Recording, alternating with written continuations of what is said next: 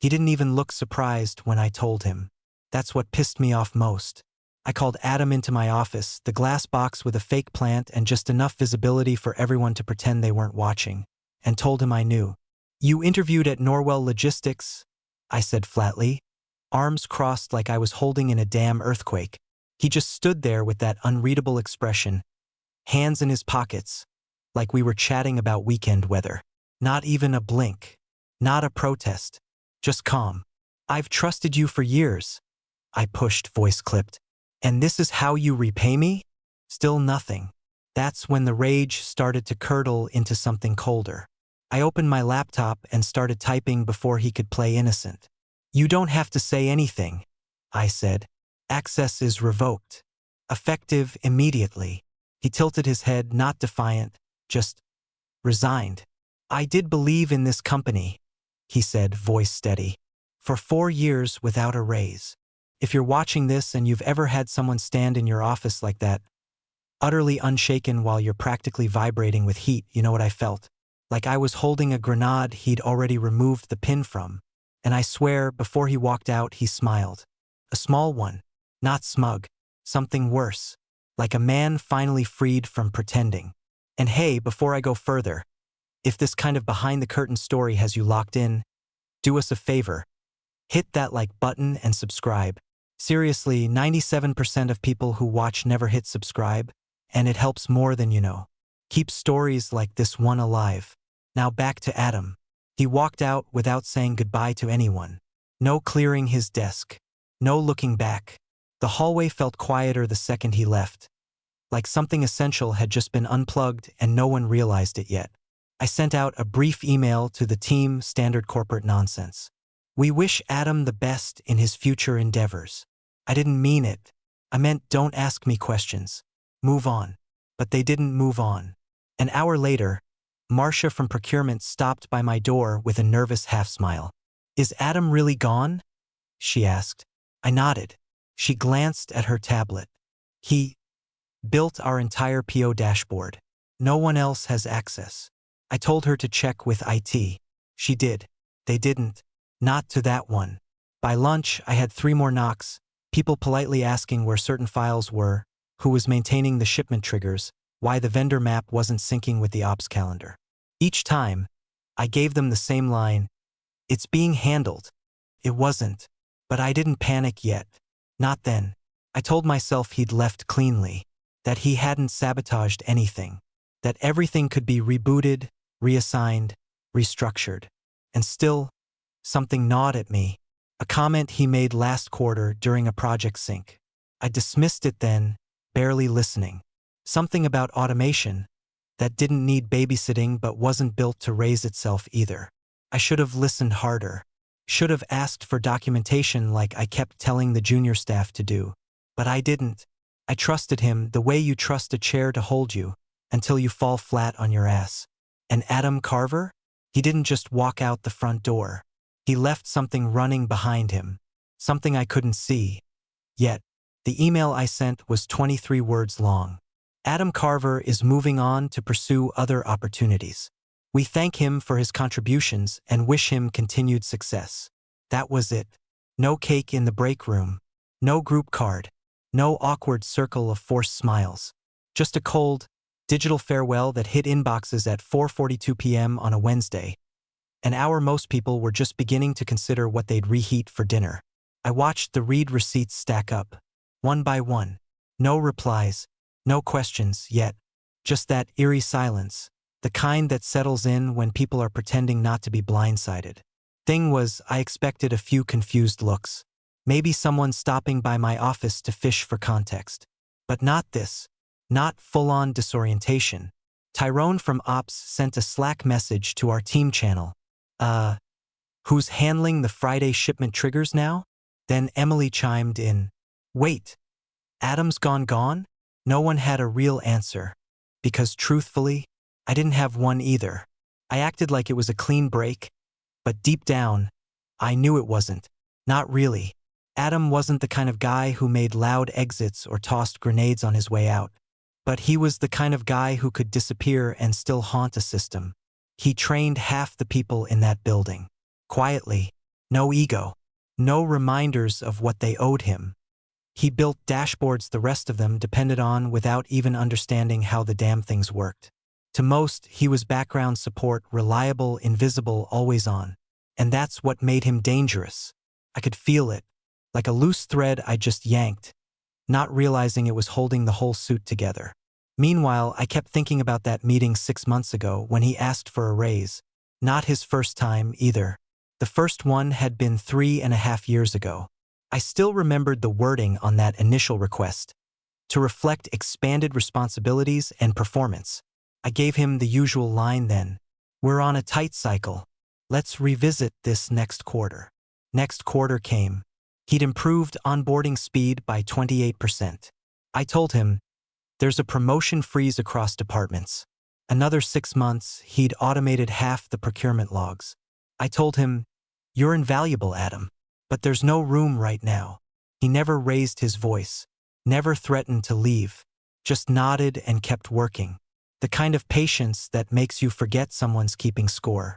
I saw him the morning of his last day. Not the glass office moment before that. In the kitchen, microwaving oatmeal. Same plain button-up. Same thermos he always carried. Scratched and dented like it had seen war. He gave me a polite nod, just like any other day. No hint. No smirk. But now I realize something. That nod wasn't polite. It was final. And now I'm sitting here watching the department hum along like it's business as usual. While the person who made usual possible is gone. There's a low-level hum of confusion that no one wants to admit they feel. Emily's dashboard loads slower than usual. Tyrone's shipment alerts aren't syncing. IT says everything's green. But people are quietly starting to notice that green doesn't always mean working. And somewhere, wherever Adam is, I know he's not just sipping coffee or updating his resume. He's waiting. Not for a call. Not for an apology. For the first crack to appear. And I can already hear it forming. Adam's home office looked exactly like you'd expect from someone who never raised his voice but always got the damn job done. Neat, unassuming. A few post-its stuck to the bottom bezel of his monitor. A coffee ring on the desk that never fully wiped away. But when he sat down and moved his mouse, the screen lit up, and that's where the silence ended. His second monitor hummed to life with a grid of live logs. Supplier pings. Inventory sync timestamps. Vendor queue updates. All still running. All still tied to him. He didn't smile. Just leaned back and watched. He'd built most of these connections in the dark. After hours, on weekends, during those long stretches when management forgot he existed unless something broke. Each script humming along was a quiet little "I told you so" in code. Because none of this was sabotage. Not one line. The scripts were legal. The cron jobs, scheduled automations, still ran under his user profile, still processed via the company's public endpoints. He hadn't taken anything. He just hadn't given everything back. A few months ago, he'd tried. Sat in a one-on-one with Lisa, laid out a full proposal, documentation sprints, backup ownership plans, offboarding templates. Told her the system was getting too big to live in one brain. She waved it off like he'd offered her a coloring book. That's great, but let's just focus on deliverables. Okay? She said, flipping through her notes like she hadn't heard him. He had heard her, though, loud and clear, so he stopped pushing. Now here he was, tracking uptime logs on a quiet Wednesday night, with no badge access and no obligation. Yet his fingerprint was still pulsing through the company's infrastructure like a ghost in the wires. One of the integrations blinked yellow. A routine supplier hadn't responded in 48 hours. Adam clicked through the logs, eyes scanning. Not a failure, just a delay. Nothing critical yet. He clicked over to a terminal window and pulled up the alert flow. Everything still looked solid. But he knew the chain better than anyone. One soft link could throw the rest into a lag cycle. And that was the thing, these systems didn't break immediately. They drifted. Drift was what scared him when he worked there. Drift was what should terrify Lisa now. He tapped a few keys, not to interfere, just to watch. He wasn't trying to ruin anything.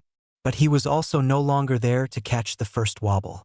That was the unspoken contract management never saw. The quiet safeguard of having someone like Adam around. Someone who noticed when a supplier changed APIs without notice. Someone who caught a time zone mismatch before it cascaded into a shipping delay. Someone who didn't need praise, just a raise. And now they had the absence of him. The logs kept updating. Adam stood up, stretched, refilled his coffee, and came back. He watched not out of malice, out of curiosity. How long could something run with no shepherd? He scrolled past the live pings and opened an archived folder, one he'd labeled Foresight. Inside, diagrams, flowcharts, unfinished documentation, a skeleton key for a system no one else knew how to unlock. He sipped slowly. The office was warm, calm, because he didn't need to break the machine. All he had to do was watch it try to run without him. The first red flag hit at 8:13 a.m. A Slack from Jerome in fulfillment that just said, "Inventory tracker's dead. Getting a sync error. Anyone else?" I barely had time to pour my coffee before 3 more messages followed. All different teams. All the same complaint. The live inventory dashboard was stuck. I opened the tool myself, half expecting a minor hiccup. It loaded with yesterday's data, no current logs, no updates, no refresh. In the top right corner, blinking in soft red, unable to sync, last successful pull, 27 hours ago. I messaged IT. Brent replied first. "We're getting the same thing. The backend script isn't responding. Might be a cron job issue, but we don't have access to the deployment server." I stared at that message for a moment, waiting for the second part, the fix, the plan. Then came the follow-up. Adam built that whole sync loop. We never got admin credentials. Said he was going to share after offboarding, but that never happened. "You'll probably need to ask him." I didn't respond. Just minimized the chat like it might vanish if I closed the window fast enough. Adam. No, we were not going to start blaming this on someone who no longer worked here. He left. He walked out. This was just a bug. A sync bug. These things happen. I opened the internal reboot tool and ran a soft restart on the server container. Nothing. I tried again. The blinking red stayed. I messaged Brent. "Did you try restarting the service?" His response was a full screenshot. Terminal logs, restart command, error trace. At the bottom, permission denied. Owner credentials required. That's when I felt it. That slow, creeping weight pressing down on the back of my neck. The kind of dread that doesn't scream. It hums. Still, I kept my voice even when I called ops. "Just use the backup sheet for now. It's not a big deal." Tyrone hesitated. "Lisa, the last time that backup sheet was updated was early August. It doesn't even have the Q4 SKUs. Then update it." I snapped. "We're not helpless just because Adam left." Silence. Then, carefully, "We don't even have the vendor codes. Those were pulled dynamically into the dashboard." I ended the call. No, this wasn't a failure. Couldn't be. We'd survived turnover before. People leave. Systems persist. This was just stubborn code. But underneath the annoyance, something cold was starting to root itself. Because it wasn't just a failure to update. It was the realization that I'd never actually known what Adam built. I remembered him once mentioning that the sync tool wasn't plug and play. That the vendor side required token authentication, timestamp validation, time zone reconciliation.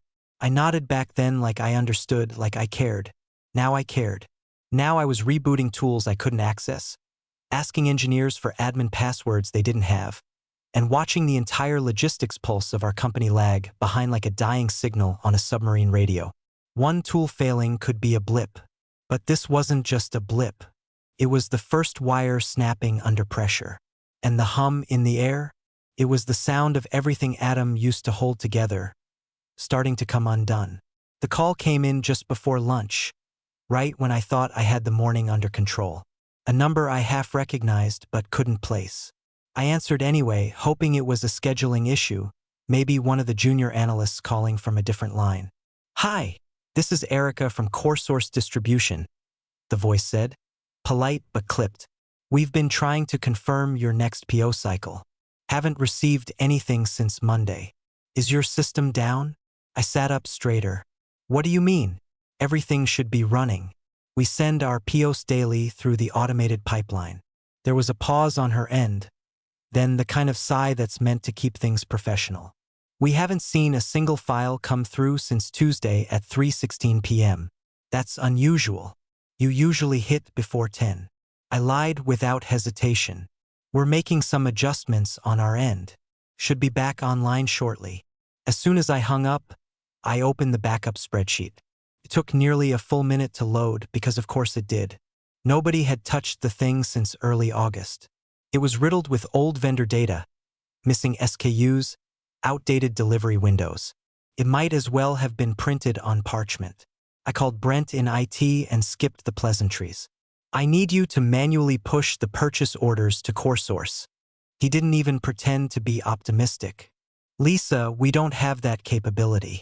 Adam's script handled token-based API authentication. The vendor endpoint isn't static, and the security handshake changes every 48 hours. We never documented it. I blinked. What do you mean we never documented it? Didn't he leave handover notes? Not on this. He said he'd do a full debrief if he ever formally offboarded. Which didn't happen. So build a new bridge, I snapped. Brent gave the kind of chuckle that isn't really a laugh. That's like asking someone to rebuild a helicopter from memory. We don't know how his tokens were refreshed, what parameters the scripts used, or how they failed over. He kept it running with his own set of monitoring tools. That wasn't part of our system. I felt the blood rise behind my eyes. I wanted to scream, but I couldn't. Not now. Not when I had vendors thinking we ghosted them and no clean way to prove we hadn't. Instead, I leaned on my old friend. Control. Okay, fine. Then we'll reach out to vendors manually. I'll have procurement generate static orders and email them out one by one. There was a long silence. Lisa, Brent said finally, there are 15 active vendor accounts. Some of them rely on direct server syncs. You start emailing static POs, and it's going to raise questions. Big ones. I ended the call without saying goodbye, because that was the moment it hit me. This wasn't just an internal mess anymore. This wasn't Adam's old dashboard glitching out or some department being mildly inconvenienced. This was external. A vendor noticed, and if one had, more would. And if they started talking to each other, it was going to look like we didn't know what we were doing. Because we didn't. Not without him. But instead of admitting that, to myself, to the team, to anyone, I put on a blazer, walked down to procurement, and smiled like the house wasn't on fire. We're just retooling some processes, I told them. Manual orders today. All hands on deck. This is just a test of our flexibility. Pride is a funny thing. You can feel it cracking like a dam and still smile through the leaks. But deep down, I knew. That dam? It wasn't going to hold much longer. The alert came in at 6:41 a.m. Not a Slack ping, not an email. A full-screen red banner across the internal dashboard. Critical failure. Logistics engine timeout. No sync detected. By 7 o'clock, fulfillment was already backing up. Shipping queues stalled. Orders were stuck in pending status with no direction. Warehouses were calling, not emailing. That's how I knew we were past friction. This was full-on arterial bleed. I hadn't even finished my first cup of coffee when I walked into Ops and saw it. Rows of screens all frozen at various stages of collapse. One monitor showed 23 active orders, all with the same error. Unable to assign carrier. Another read. Unable to fetch delivery windows. Tyrone looked up from his desk, face pale. We've got 4 truckloads of perishable inventory sitting in Toledo. They're waiting on routing instructions that aren't coming. I called Brent. Escalate it. I don't care what you have to do. Get someone outside if you have to. An hour later, a third-party firm showed up on Zoom. Clean branding, cheery receptionist voice, fake plant in the background. A consultant named Marco led the session. We've reviewed your logs, he said after barely 10 minutes. Interesting setup.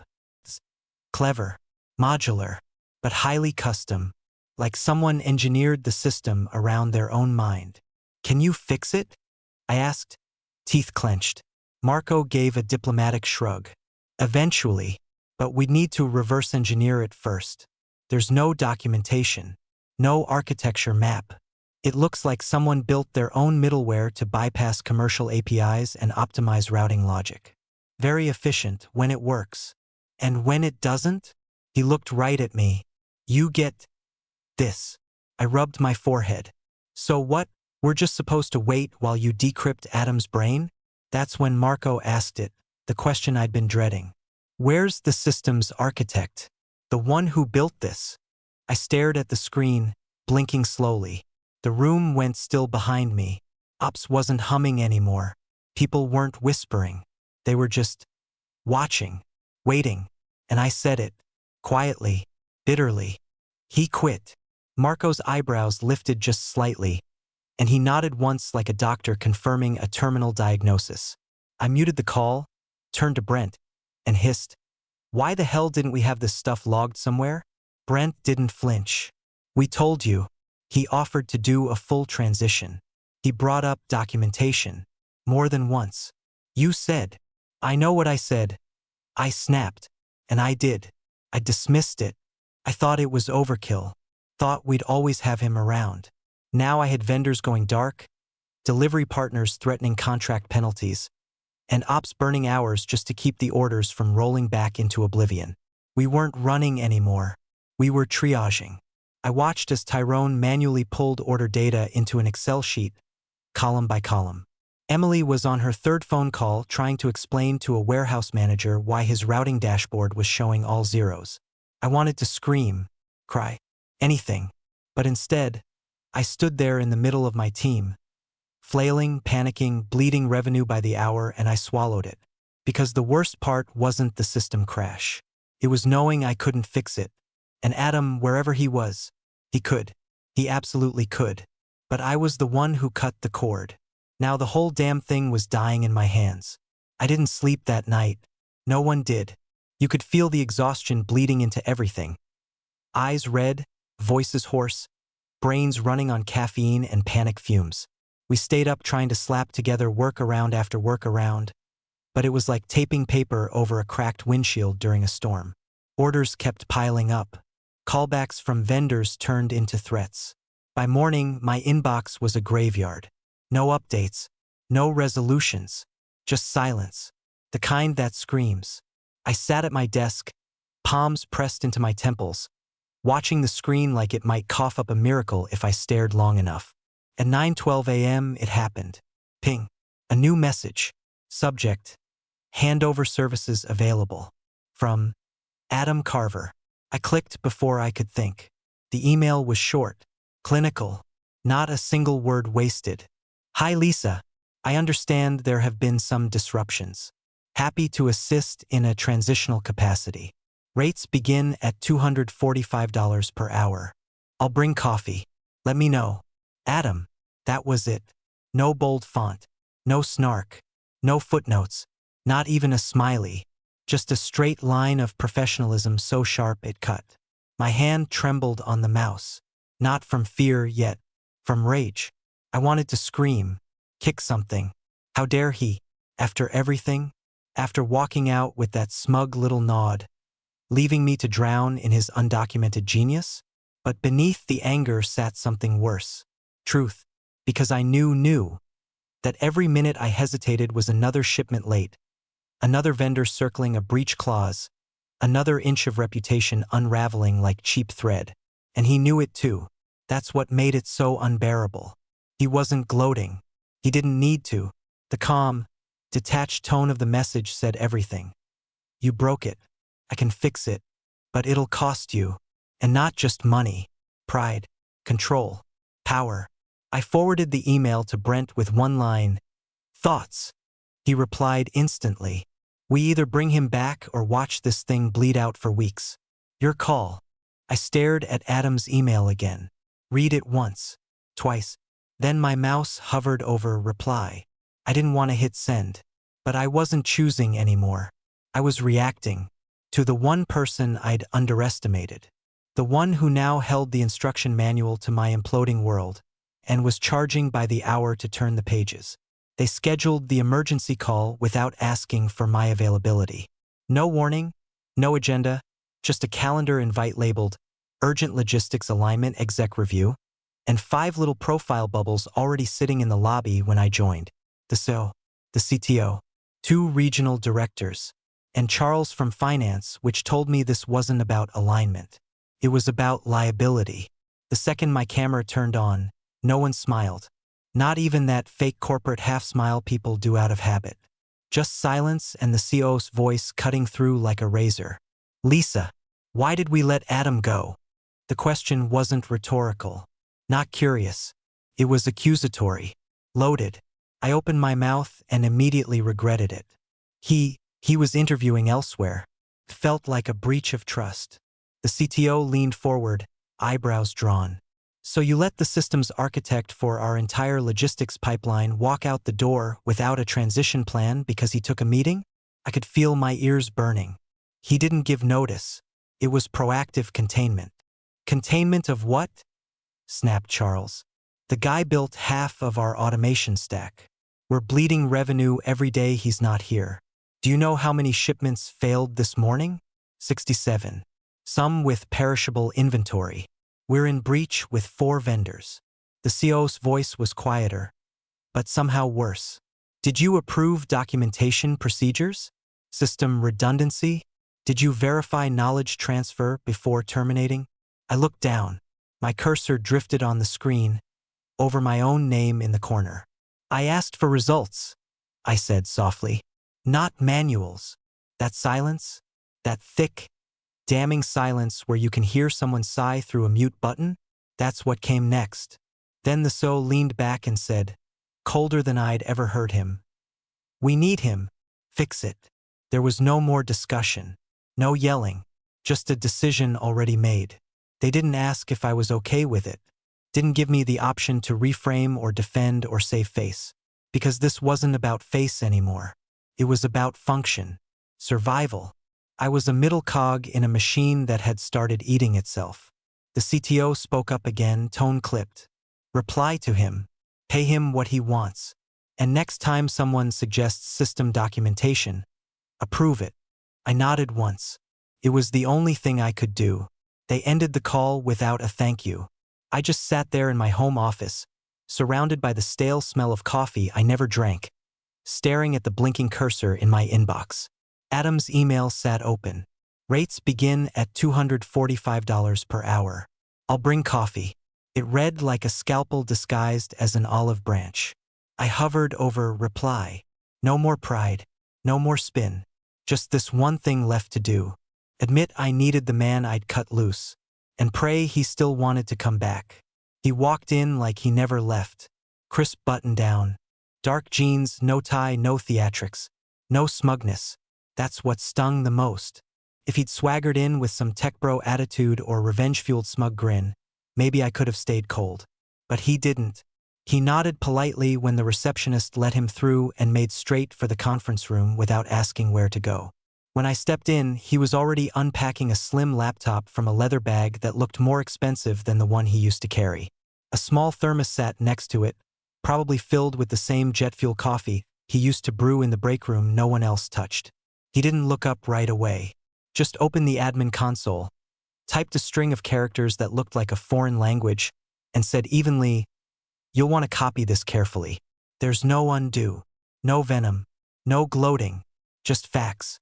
I sat across from him in silence, notepad open, fingers useless.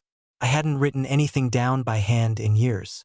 I delegated that sort of work, real work, to people like Adam.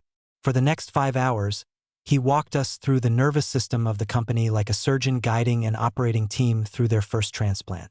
Flowcharts, legacy credentials, custom failover logic, vendor-side API quirks, obscure error codes, and how he'd trained the system to recover before anyone noticed.